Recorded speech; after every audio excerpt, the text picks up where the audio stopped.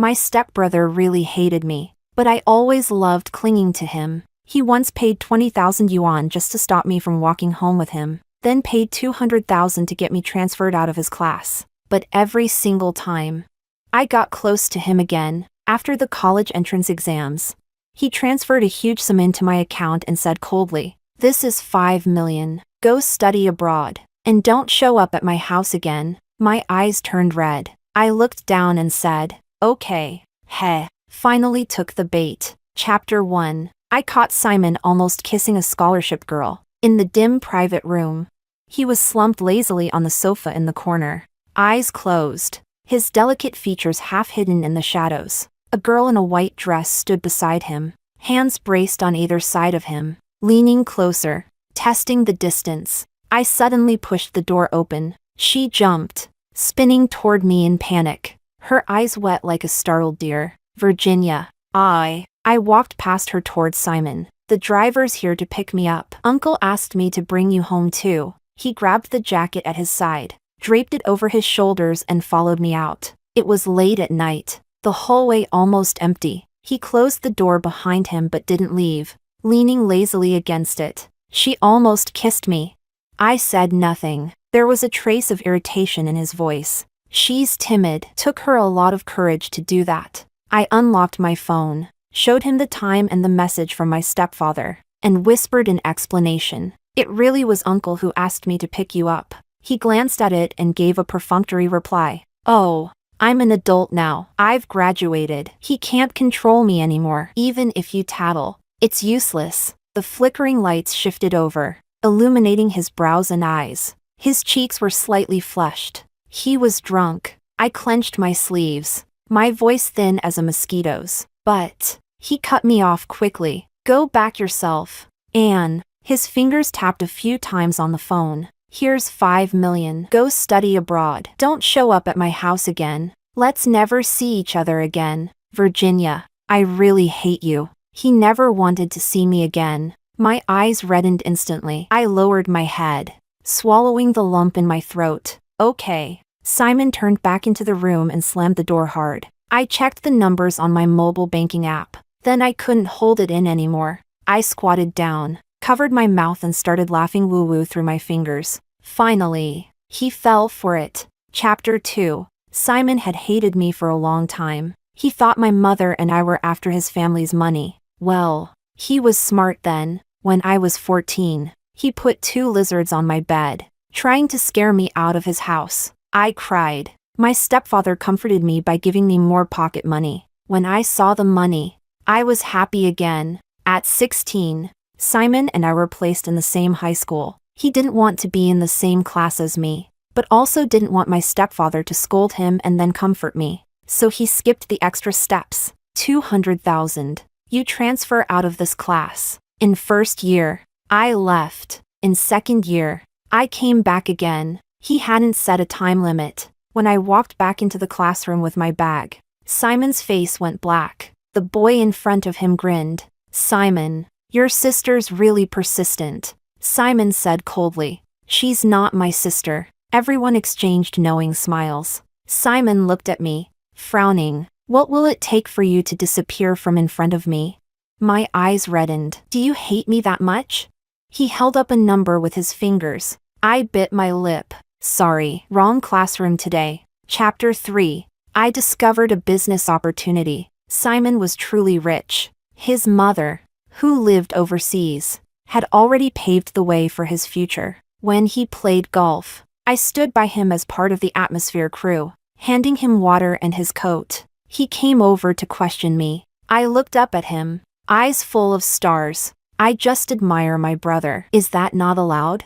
He transferred me money. "If you've got nothing to do, go out and shop. Stop bothering me." Well then, I had no choice but to accept the payment with a smile. I clung to Simon for more than a year. Everyone knew he had a clingy little stepsister. Some even joked we'd end up visiting the orthopedics department together. Over time, Simon couldn't even be bothered to explain anymore. He'd just shove money at me and tell me to get lost. But I wasn't about to leave my personal ATM behind. At Simon's coming-of-age party, he drank alcohol. When he got home from the hotel, I greeted him with a bowl of hangover soup in one hand and held him up with the other. I was hoping he'd be so drunk that he'd mistype an extra zero when transferring money. He squinted, lowered his gaze at me, then suddenly said, "Virginia, you're really manipulative and calculating." There was a trace of mockery in his tone. I froze mid-step on the stairs. Being insulted? That's extra charge. Suddenly, without warning, he grabbed my waist, turned off the lights, and kissed me, pressing me against the railing of the spiral staircase. In an instant, the world went dark. All I could see were his eyes, magnified and intense. His breath came down like a storm. Shocked, I shoved him away. The bowl in my hand crashed to the ground and rolled down the stairs. From upstairs, my stepfather asked, "Virginia, what happened?" I stifled my trembling voice and complained tearfully like always. Brother got drunk and threw a tantrum. He smashed my bowl. Simon lowered his head, leaning against the railing, silent in the shadows. My stepfather sighed. "He's always like this. Gets crazy when he drinks. Don't worry about him. Go get some rest. I'll help him." I fled to my room. 3 a.m. Simon messaged me, "Sorry. I didn't see clearly. Thought you were someone else." It was the first time he ever apologized to me. And it was an insult. He attached a money transfer. I didn't accept it. Didn't reply either. Chapter 4. It wasn't until later that I found out who that person was. One of Simon's admirers, Bianca, a scholarship student who always ranked in the top 10. She was insecure and timid, only daring to look at him from afar. Simon, of all people, actually noticed her. He once said, "She's just like Virginia, always putting on that pitiful act. Who is she pretending for?" He hated me, but he seemed to enjoy watching Bianca act like that. After school, I sat in the car waiting for him, but then I saw a girl in a school uniform walking behind him. The car door opened. He didn't get in, holding her backpack in his hand. He raised an eyebrow at me and said casually, "Get out." I froze for a moment. Bianca tugged gently on his sleeve, her voice soft and cautious. "Forget it, Simon. I can go home by myself." But Simon didn't budge. His tone turned colder. "I'm taking her home. I already sent you money. Get a ride back yourself. Why not just give me more money so I can buy my own car?" "Whatever. I know when to quit while I'm ahead." Swallowing my pride, I nodded, bit my lip, gripped the strap of my backpack, and got out obediently. At dusk, the crowd slowly dispersed. I stood alone by the roadside, staring down at the tips of my shoes as tears quietly fell, one by one. I didn't wipe them away until their car drove off in the complete opposite direction. Then I opened Simon's message. 20,000? Good thing I didn't check it in front of him. Otherwise, I wouldn't have been able to cry. Chapter 5. Simon gave me the 5 million too late. I hadn't prepared for the IELTS at all, so I had to cancel most of my travel plans and social outings and hole up in my room memorizing vocabulary. Downstairs, Simon was throwing a party with his pack of rowdy friends. The speakers were blaring. I took off my headphones and headed downstairs. "Can you turn it down a bit?" One of Simon's friends patted the empty seat beside him and grinned. "Virginia, you're home? Why not join us?" I gave an embarrassed smile. "I'm upstairs studying vocabulary." "Studying vocab?" Someone finally turned off the speakers to hear what I was saying more clearly. I thought people who start cramming early only existed online. Even Bianca came to hang out. "You should too." Simon hadn't lifted his head the entire time. Bianca sat beside him, offering me a gentle, sweet smile. Then she hesitated, as if unsure whether to speak. "Virginia, you're not planning to retake the college entrance exam, are you?" We weren't that close. The way she said my name like we were besties, clearly, something was going on with her and Simon. She kept going. "It's okay if your scores didn't turn out well. Your uncle's so rich. I'm sure you have a lot of options." Sensing the tension, everyone fell silent. I smiled softly. "Yeah, my family's rich. Doesn't matter how well I do." "Bianca, are you worried about not scoring high enough?" Her face went pale. Simon finally looked up and gently patted the back of her hand, trying to soothe her. "Virginia, don't be so harsh." I nodded. "All right. I'll go back to studying. You guys keep it down. I put my headphones on and headed upstairs. A few gazes followed me, prickling like needles in my back. Chapter 6. On score release day, Bianca was at our house again. This time, her excuse was that her ancient home computer broke down. Even though Simon knew that our city released scores via text, he still indulged her and brought her home. Around 3 p.m., I heard her sobbing in Simon's study. I wasn't sure if it was grief or happy tears. The text message didn't show the total score. Simon held a calculator, punching in numbers and adding up her scores one subject at a time. As I left for my class, I passed by his study. The door was open. He leaned against the bookshelf, reading aloud. 672. Just loud enough for me to hear. He knew I was walking by, but he didn't even look up. And you? Bianca asked, confused. What? Downstairs. As I changed my shoes, I casually replied. 680. I'd overperformed. I waited for him to ask. Something fell to the floor with a sharp thud. Startlingly loud. Chapter 7. My dad wants you to apply to Zhejiang University. That night, Simon stood outside my door and said this to me. My stepfather is a pretty traditional guy. He values education and believes that having his children attend a top university gives him more prestige. I had my hand on the doorknob, ready to shut the door. But you told me to study abroad. Simon went quiet for a moment, then chuckled. So obedient now? Well, I did get the money. How could I not be obedient? Though in the past, I only ever half listened. When he told me to scram, I'd leave for an hour, then come right back. This time, I was honestly a bit embarrassed. 5 million. I promised I'd take the money and disappear for good. At family gatherings, Mom and I could sit at our own table. He said, so now you're ignoring what my dad says?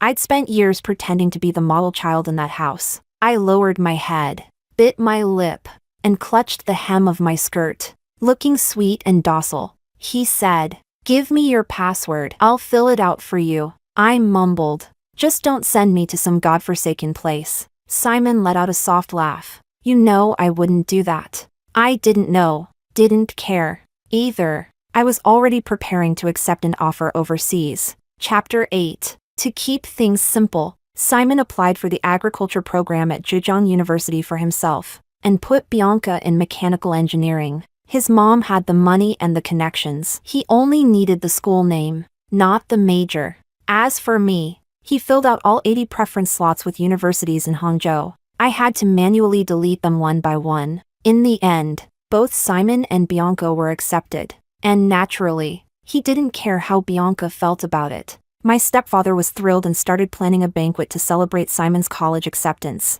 At dinner, he opened a bottle of red wine and clinked glasses with my mom. Simon came downstairs, casually asking, should Virginia and I have a joint banquet? We had done a joint one after the high school entrance exams too. My stepfather smiled. Virginia will wait. She's going abroad to avoid taking someone else's spot. She deleted all her applications. She'll have hers next year. The faint smile on Simon's lips instantly vanished. His expression darkened. Abroad?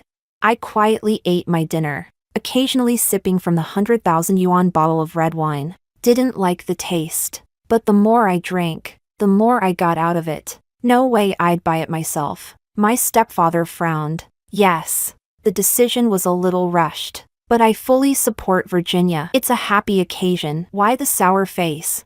Simon kept his eyes down. I'm not happy. My stepfather looked puzzled. You're the one who said you wanted to attend the same university as the girl you like. And now you're in Zhejiang University. No less. What's there to be upset about?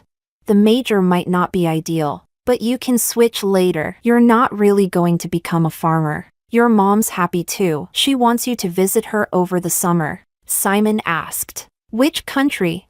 My stepfather slammed his chopsticks on the table. You don't even know which country your own mother is in? He turned to me.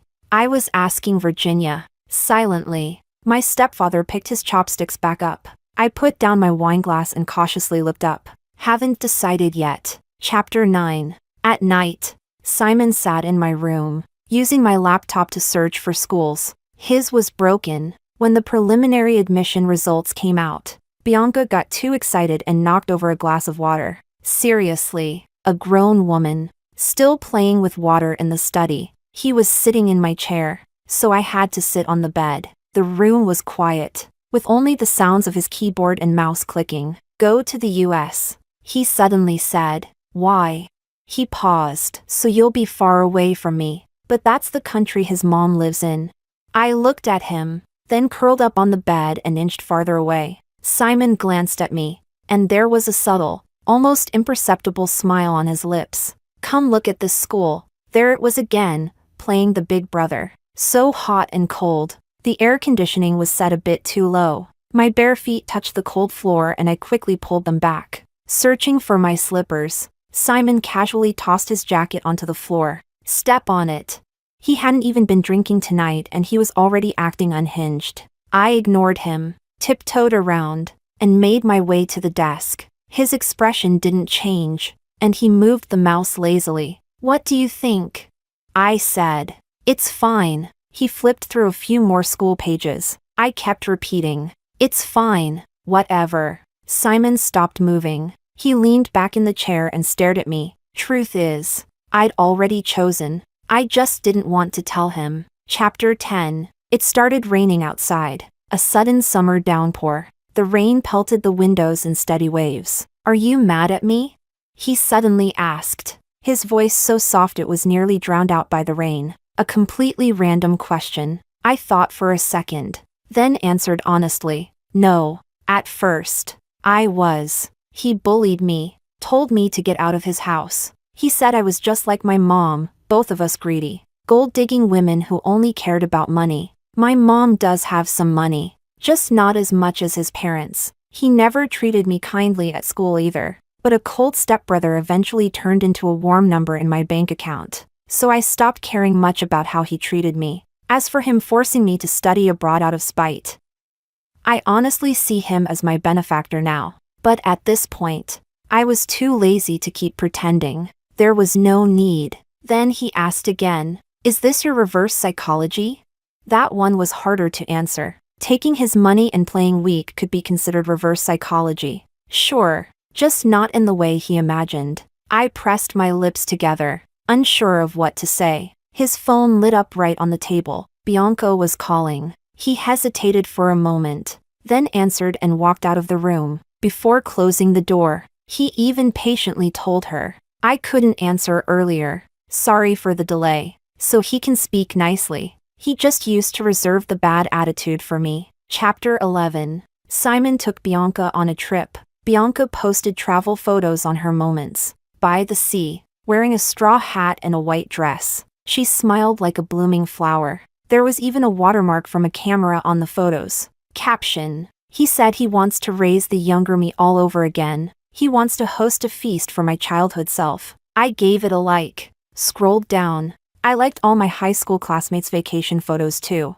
Everyone's life looked exciting. Nice to look at. I love watching. Please post more. Then Bianca sent me a private photo. It was Simon sleeping outside, slumped over a picnic table. Virginia. Good thing you didn't come. Traveling is really tiring. It's still more comfortable resting at home. I paused in silence. Why is he sleeping outside? Did he run out of money? He's not going to take back what he gave me, is he? I got a little nervous and after thinking carefully, replied cautiously, then let him rest well while he's there. Don't let him get too tired. If the beach is too hot, he can always sleep under a bridge. Bianca typed for a long time. Virginia. I really need to talk to you. You and Simon are both adults now. As step-siblings with no blood relation, you especially need to keep your distance. I stared at that little essay. Silent. Copy. Paste into Pinduoduo. No reaction. Switched back to WeChat. Okay. Chapter 12. Over the long summer, I took the IELTS and sorted out all my application materials. Many universities were already accepting Gaokao plus AST scores. I did my best to apply for this year's intake. By mid-August, Simon had gone to college. I was still at home. The campus wasn't far. And after military training, Simon started coming home almost once a week. We barely spoke, but we still saw each other weekly.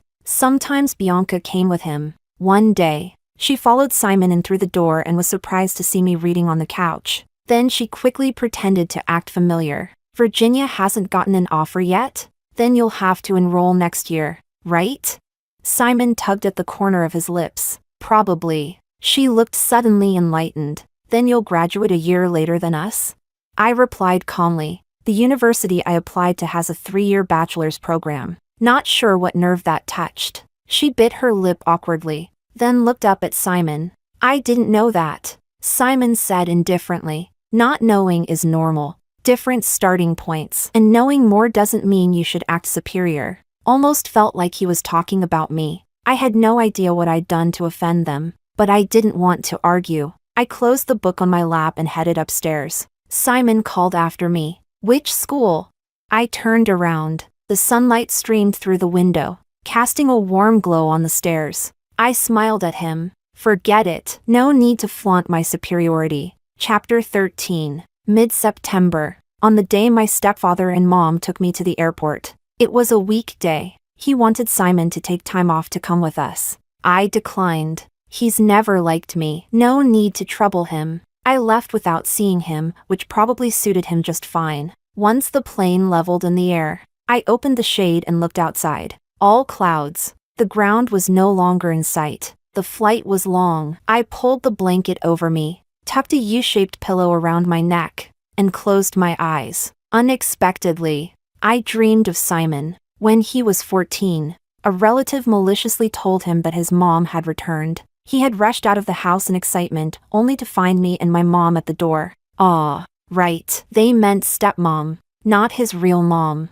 My first impression of Simon, dark. He was pale and skinny, listlessly staring at me. My stepfather was always busy. His real mom lived overseas. Maybe he was a bit pitiful, until I reached under the covers one night and found 2 geckos. After that, I figured I was the pitiful one. During our teenage years, Simon and I clashed constantly. My stepfather only ever hit Simon. Easier to discipline your own kid. My mom never laid a hand on me. She only spoiled me. I used to think about being nicer to Simon, but pitying a man always leads to trouble. The first time I tried baking a cake, I asked if he wanted some. He threw it away. The first love letter I ever received, he ripped it up. During his rebellious phase, he barely spoke, just repeated one word at me. Hate. He hated me. Hated that we shared a household registration. Hated the pitiful, innocent look I always wore. I got mad, gave him the silent treatment for 2 months.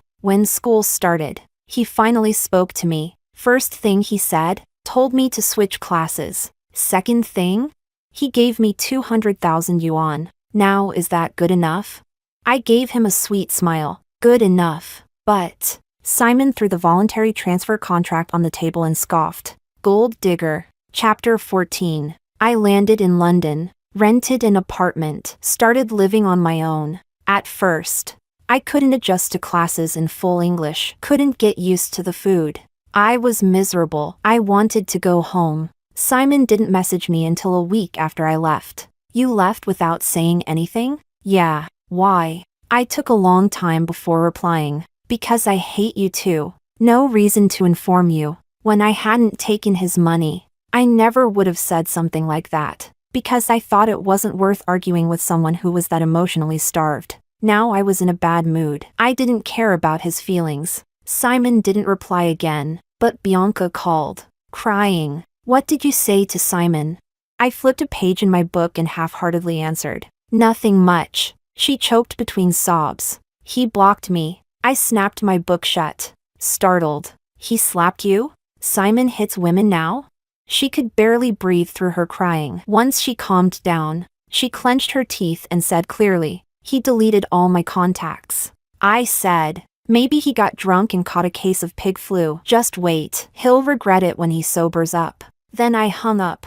Busy. No time to be someone's emotional support hotline. Chapter 15. After the first semester ended, I had a month-long break to return home. I traveled with a senior from school who was heading in the same direction. His family was running late, so he had some time to spare. He ended up helping me carry my luggage and walked with me part of the way. As I exited the station, I saw Simon. He looked a bit thinner, which made his tall, lean figure stand out even more. Without a word, he took the suitcase from my senior and walked beside me. No sarcasm, no avoiding me like before. Now that he was 19, it seemed like he'd finally started behaving like a decent human being.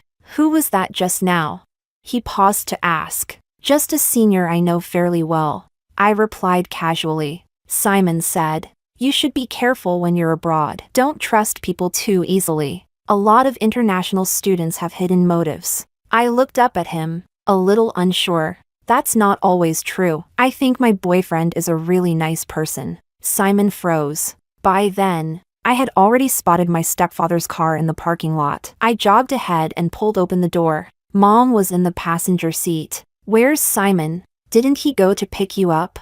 I set my backpack down and replied. He walks slowly. I wanted to see you as soon as possible, so I ran over. Mom laughed. I already asked the housekeeper to buy groceries. We'll cook all your favorite dishes tonight. She looked me over. You actually didn't lose weight. 3 minutes passed. Still no Simon. My stepfather gave him a call. He finally came over in a hurry and got into the back seat. My backpack sat between us like a quiet divider. He kept his head down the whole time, eyes bloodshot. I had no idea what he was thinking. Chapter 16. At the dinner table, Simon remained silent the entire time, detached from everyone else. That was typical of him. He never made an effort for appearances. Everyone had grown used to it. After dinner, I didn't go upstairs. I went to the garden and sat on the swing. Crisp, orange leaves rustled gently across the yard. Simon followed me out. He stood behind me, his voice hoarse. Do you actually have someone you like? Or did you just make up a boyfriend to piss me off? The tips of my toes brushed the grass, forcing the swing to slow down. Why would I make something like that up just to anger you? Would something like that even make you angry? Simon didn't answer. What's his name? Bruno, I said. I wasn't lying to get a reaction out of him. I didn't play games like that. I really was in a relationship. Virginia, you've only been abroad for 3 months. I nodded calmly. That's exactly why I didn't let him drop everything and come back with me. He took a deep breath. Is he rich? I haven't asked. Probably not as rich as you. Few people were as generous as Simon. He used to send me money in tens of thousands during high school. Simon suddenly grabbed the swing's rope. The rope was rough. When the swing stopped, his palm was already scratched and bleeding. He walked around to face me, leaned down. His eyes were dark and unreadable, colder than the autumn wind that evening. What exactly do you like about him? He was too close. I turned my head away, shrinking back a little. He's just a really good person. Move. I want to go back to my room. Chapter 17. Bruno was a good person. I met him through a friend of a friend. He was always polite and warm to everyone, even in a group of a dozen people. He never let anyone feel left out. We met at a small gathering arranged by mutual friends. I couldn't get used to the food. Only took a few bites and ended up starving the whole night. Bruno had a UK driver's license. In the end, he drove my friend and me home. When we passed the villa he shared with a few others, he stopped briefly to go upstairs and grab something. He came back with 2 boxes of soufflé, one for me, one for my friend. He handed mine over, his eyes slightly crinkled with a warm smile. I baked these this afternoon. Try them. You can eat them in the car. I thanked him, and then cried while eating it. The homesickness,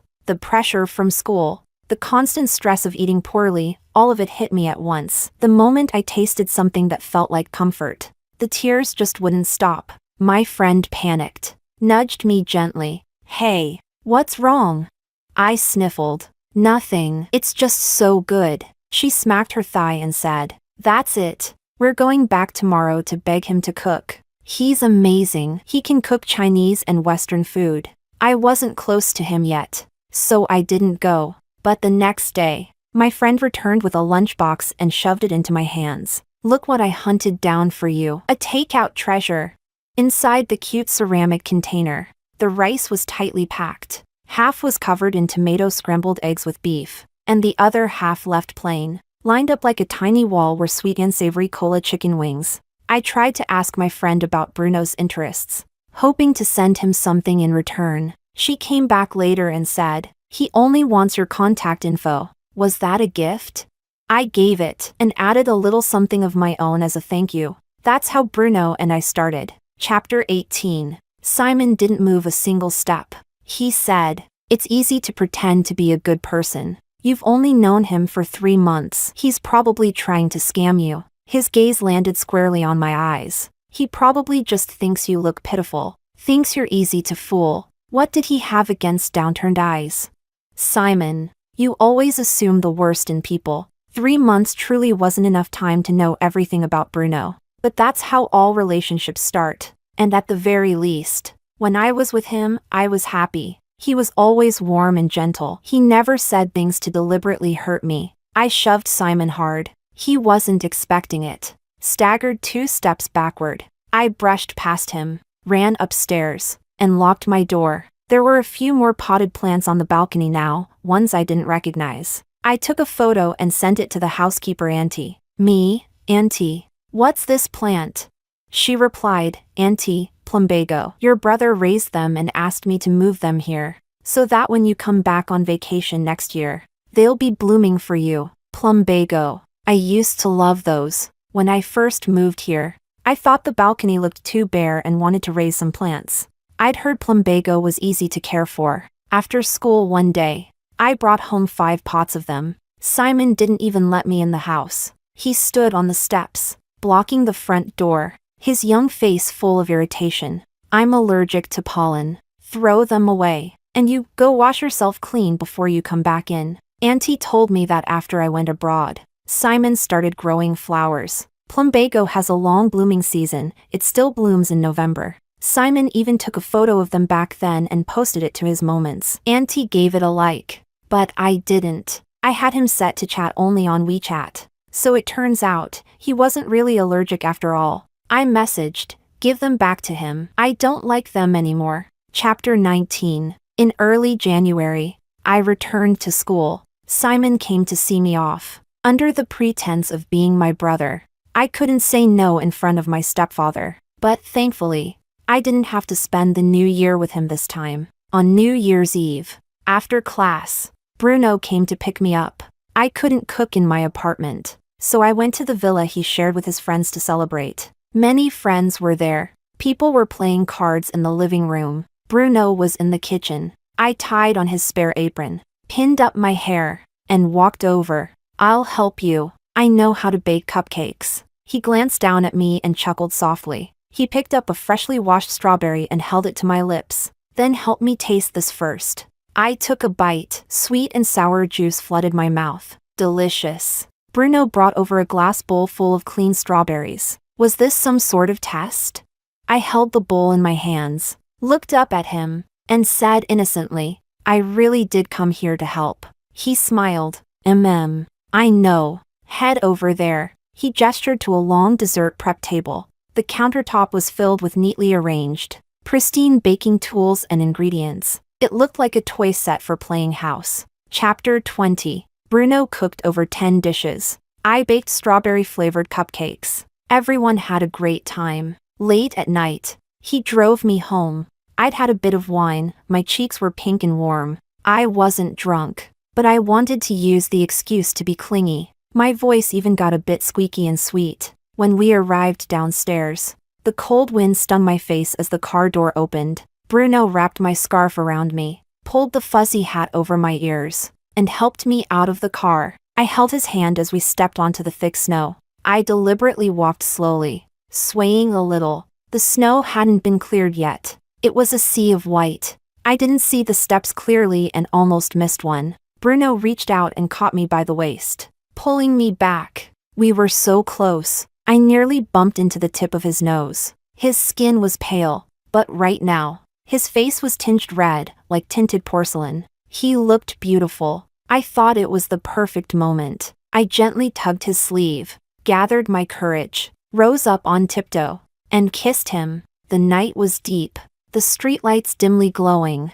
The breeze was cold, but his face was burning. His breath was warm. After the kiss ended, I buried my face in his chest, blushing furiously. Bruno gently cupped the back of my head and let out a soft chuckle. I turned slightly and opened my eyes shyly. And then I froze. A man in a black coat stood in the distance, quietly watching everything from the foot of the building. It was Simon. Chapter 21. Bruno and I lingered for a long, syrupy goodbye. Then I walked into the building. Simon strode toward me, a chill clinging to his entire body. I had no idea how long he'd been standing out there. Snowflakes dotted his black hair. He knew the address to my apartment. Mom sometimes video called me while I was in the living room. No one bothered hiding anything. Still, I never imagined he'd come here like this, alone, in complete silence. On a night like this, our eyes met. We spoke at the same time. Happy Lunar New Year. Why are you here? Simon said. I came to see you. I averted my gaze. I'm fine. His jaw was tight. His Adam's apple moved as he swallowed hard. I'm sorry, he said. Such a strange, sudden apology. Sorry for what? Exactly? Was his mouth rented, charged per word? I said nothing. He hesitated, then stared at my face and added, I never touched Bianca. I just wanted to see how you'd react. She's not like you. Sometimes she tries to act like you. Aw, so it's about that. I said, okay, got it. Don't bring it up again. He looked down, and I couldn't tell if he was angry or just sad. He leaned against the wall and brushed up against some dust. He lets you live in a place like this? I was already living here before I met him. I picked this apartment myself. I actually like it. He gave a bitter laugh. Before you went abroad, Bianca and I had a fight. She peeked at my phone while I was on a lecture. She saw the money transfers I'd made to you. I never even kept track of them, but she did. She added them all up. Over 1 million. She cried. She said I'd never really loved her. Because, well, wherever the money goes, that's where the heart is. His voice cracked on that last line. I misunderstood. So, you want the money back? That 5 million from before I left, plus everything else. I could repay it all. I wouldn't have accepted it otherwise. I'd already planned to study abroad in middle school. Mom just preferred I wait until grad school. The money had long been set aside. Simon's voice turned hoarse. How could you think that? What I gave you is yours, always. I started to lose patience. My gaze wandered. I began counting the floor tiles. Then why bring it up? He went silent for a while. His lashes trembled slightly, and his fingers dug into his palms. Wherever the money goes, that's where the heart is. You said that too, once. Virginia, I like you. After all these years, didn't you ever notice? He choked on the last word. Chapter 22. One of the biggest illusions in life is thinking someone likes you. When I first met Simon, he was already too old to hide his feelings behind childish teasing. Back in high school, I did have a suspicion, but he was so unpredictable that it made it hard to believe any of it stemmed from affection. I shook my head. Then I guess I'm greedy. I want lots and lots of money, and lots of love too. You treated me so badly. I thought the money you gave me was compensation for emotional damage. He closed his eyes for a moment. I just didn't know how to say it. I always thought I was supposed to hate you, to push you away. I didn't dare admit I liked you. I couldn't stand having you around because I'd get scared. It was getting late. I was sleepy and let out a yawn. He was still standing there, so I hadn't pressed the elevator button. All right then, you should go. I'm going upstairs now. Simon's eyes were slightly red. I flew for hours to come see you, and you won't even let me sit down for a bit. That reminded me of the message Bianca once sent me, the one written like a dramatic essay. I pulled out my phone and began reading it out loud, voice full of faux emotion. I'm in a relationship now. Since we're step-siblings without blood ties, it's all the more important to maintain distance. Fight magic with magic. Finally, I sent Simon away, dejected and defeated. Chapter 23. Bruno eventually found out about me and Simon. After a year of dating, I chose a day when Simon wasn't home to finally introduce Bruno to my mom. But unexpectedly, Simon saw a grocery haul story posted by our housekeeper, and drove 2 hours back from school. During dinner, I sat next to Bruno and instinctively leaned into him. Bruno, I want some juice. He naturally picked up my glass and poured it for me. Simon stood up too, then sat back down, with nothing in his hands. Bruno noticed and smiled politely, a bit apologetically. It should have just ended with a few teasing remarks. But Simon's face turned cold. He set down his chopsticks. So you use pet names as part of your little games too? Bruno blinked in surprise. With elders present, he lowered his gaze and replied gently, "Sorry, that was thoughtless of me." The meal never recovered after that. I snapped at Simon. "What is wrong with you now? What does it have to do with you?" I hadn't called him brother in ages. He never asked me to treat him like one either. So what if I called Bruno by a nickname? It was the first time I'd ever yelled like that. Both my mom and stepdad were stunned. Simon froze. He looked visibly embarrassed, didn't say a word, and kept his head down. The soup in front of him seemed to multiply. He was crying, silently. My stepdad was even more shocked. Simon wiped the corner of his eye, stood up, and walked out. Bruno only knew I had a stepbrother, one with a bad temper, lots of money, a short fuse, and zero respect for anyone. He didn't know anything beyond that. After dinner, as we strolled in the courtyard, I told Bruno everything. Not a confession. I hadn't done anything wrong, but I knew what I said might upset him. I figured I might need to comfort him after. I glanced at him, quietly studying his face. His brows were slightly furrowed. I asked softly, "Are you mad?" "Yeah." So he was upset after all. I loosened my grip on his hand, fiddled nervously with my sleeve, about to explain something. He took my hand back, interlacing our fingers. Then he turned to me, exasperated yet gentle. "I'm not mad at you." He was mad at Simon, a man who knows exactly what to be mad about. We were on the same page. Chapter 24. I stopped caring about Simon. Life went on as usual. When the holiday ended, I returned to campus, attended lectures in the large amphitheaters, wrote papers in the Senate library, and had meals with Bruno. He was truly emotionally stable, and took care of me well, like a husband. Later, I prepared to apply for graduate school. Everything was going smoothly. Simon took up less and less space in my life. One time, I saw the housekeeper tidying up his study. She pulled out a stack of papers, all boarding passes, to London. Who was he trying to impress? Unfortunately for him, I had moved to a new apartment. The campus was crowded, and despite his many trips, we never accidentally ran into each other. Before Christmas, I received an offer from a new university, a better one than my undergraduate school. I had someone good by my side, a bright future ahead, wings grown strong with the wind. Riding the spring, my time would come.